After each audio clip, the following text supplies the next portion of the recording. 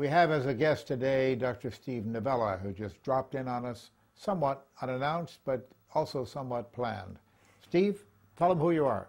As Randy said, I'm Steve Novella. I'm the host of the Skeptic's Guide to the Universe, which is a weekly science podcast affiliated with the James Randi Educational Foundation.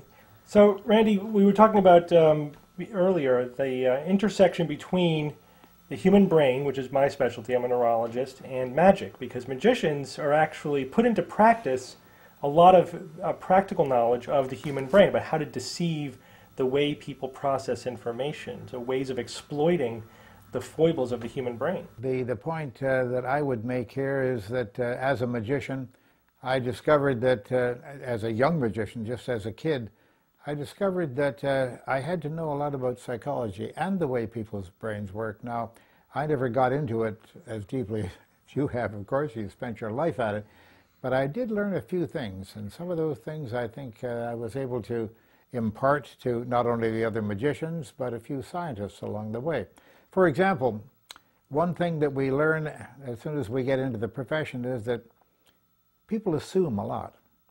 Now, we assume a lot, this is my analysis of it, because otherwise we'd become catatonic.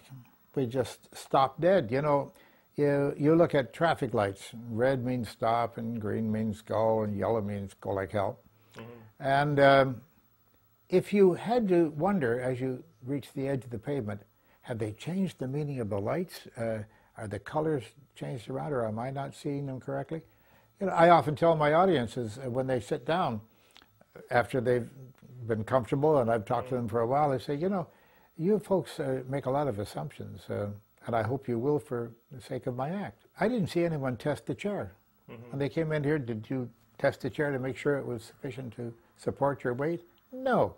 You took it for granted. You have to make assumptions. And I also point out to them, for example, in when I'm teaching young fellows to do magic routines and think as a magician, I say, never walk on stage and say, I have here a regular deck of cards. No, because that allows them the possibility of thinking, maybe that's not a regular deck of cards. But if you take a deck of cards, unwrap it, break the seal on it, shake it out into your hand, toss the box away, start shuffling it, the assumption is it's an ordinary deck of cards. Right. Now, they're not convinced of it necessarily, but at least they make that tentative assumption. Mm-hmm. Right, but if you make a specific claim, then you're inviting them to question that claim. Exactly, and you don't invite them to question any of these things.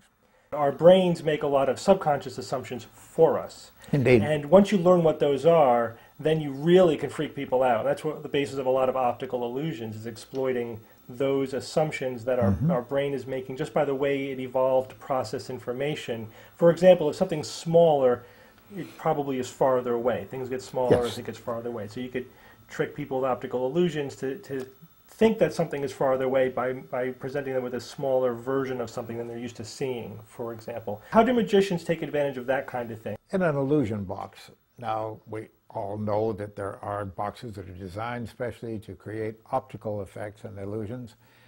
Suppose you have a large square box there into which a girl would fit, sort of curled up, if she wanted to curl up and if she were there. And when you open the front of the box, you see nothing. Now, the girl, this is hypothetical, of course, may be behind the box, hanging out the back a bit, for example. And believe me, that could happen. If you design the inside of the box, now I've seen magicians make big mistakes where the inside of the box is black, for example. When you look at black like that, you see nothing. Right. You're not seeing empty, you're seeing nothing. If it's bright red or yellow or something, or blue or whatever, you can sort of see the back of it, but it's still a massive color. Suppose you wanted to put stripes in there. Which way should the stripes go? This way or that way? If you wanted to give the illusion of depth, you mean? Or that? Well, that I want them to be able to see to the back and know they're seeing the back without revealing anything. I can imagine it working either way, but maybe vertical stripes would work better? No, if there's a false back in the box, that is, if it's actually forward more, because if the stripes are this way, they can do convergence on them. I'm talking about physiologically now and optically. But if the stripes are this way, they can't do that. So there is a preference. Again, this is not making a big point, but it's the kind of thing that we have to think about when we design these things. So with the horizontal stripes, you could make it look as if they're looking to the back of the box, but in Yeah. fact the girls could be, for hypothetically, standing behind. But they can see the box is empty because they can see the back of it, you see. Yeah, that's very, very interesting. Can you give me another example of a way in which a magician on stage would exploit those kind of neurological assumptions people make in order to carry out an illusion? Addressing the audience, for example, the magician may put his hand in his pocket casually and chat with them and make a few jokes, perhaps. He may do that for a very good reason, not because he's trying to get rid of something or get something from his pocket. He wants them to get used to the fact that he often addressed them by putting his hand casually into his pocket and then nodding at them and walking about the stage casually. Now, next time he puts his hand in his pocket, it may be to get or to get rid of something. So they've begun to accept that that's the way this man behaves. He does this sort of thing. So that's a good, well, neurological situation for you, if you wish. Yeah, so you habituate them That's to right. the elements of the trick, which are critical to the trick itself, but you don't want it to stand out. Give you a really good working example of that. Many years ago, when I was just a tad, well, I've always been this tall, little guy, and I went to the Casino Theater. I'll never forget it. I saw a Chinese magician who, for years, I've been trying to think of the name of, and he was Chinese from China, and I have not been able to refresh the memories of any of the magicians of today. They must have seen him, right, because he did tour the United States and Canada. But he had a wonderful effect. He had a limp, first of all. He was a little gimpy. And, but he handled it very well, and you saw that he had this problem with his gait. And he would go around the stage, big smile, wonderful production of goldfish and every sort of wonderful animal and object. And he closed his show with a big extravaganza with all the girls on stage, some very statuesque young ladies, I must say. With this gimp on it, you got sort of used to seeing him almost stumble about, not quite, but just a slight hesitation in his gait. And then they dressed in big headdresses and costumes, very flowery, and his chief assistant came forward, a statuesque blonde, and she put on this lion head of some kind and with a big cape and bright gold-colored costume, and he was in a dark green costume with spangles all over it, and he put on some other sort of dragon head. And the two of them danced about on the stage and mixed in with the rest of the crew. And then they went down to the back of the stage, way downstage, and then came forward.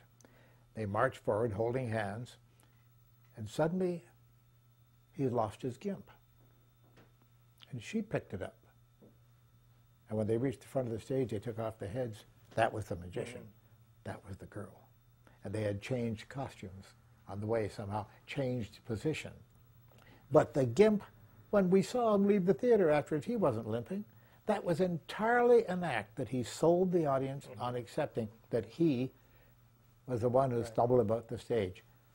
And of course, the reason why we are interested in this kind of thing, both as skeptics and as magicians, the lesson here is that anyone could be fooled, because we all have the same meat in our heads, the same hardwiring, the same processing. And is that a technical term? Meat in your head? Absolutely. Yes, okay. Meatheads. We're all meatheads. And therefore, anyone could be fooled. We are not perfect processors of information. No. There's lots of ways in which the way we perceive things and think about things is flawed. And that can lead us to erroneous conclusions. Now, magicians use that for entertainment by leading us to erroneous conclusions and then revealing something which then entertains us. But of course, psychics and frauds and charlatans can use the same tricks in order to exploit the innocent or exploit people. True. And no one is beyond being fooled, because we all have the same human neurology. Exactly, and we have the same weaknesses and the same strength. You know, I'm astonished. You have been astonished about this all of your life, but I'm astonished every time I discover something new that this hunk of gray jelly behind my ears will do or won't do, because there are a lot of things that it won't do. But I'm rather satisfied. At the age of 80, I guess I've learned a few things somewhere along the line. Steve, I want to thank you for coming in today. It's a great pleasure to see you and your companions that came along with you. It was fun, and we'll have to do this again sometime. Thank you, Randy. Always a pleasure. We thank you for watching this latest episode of James Randi Speaks. For more of James Randi and the Educational Foundation, make sure you visit randi.org.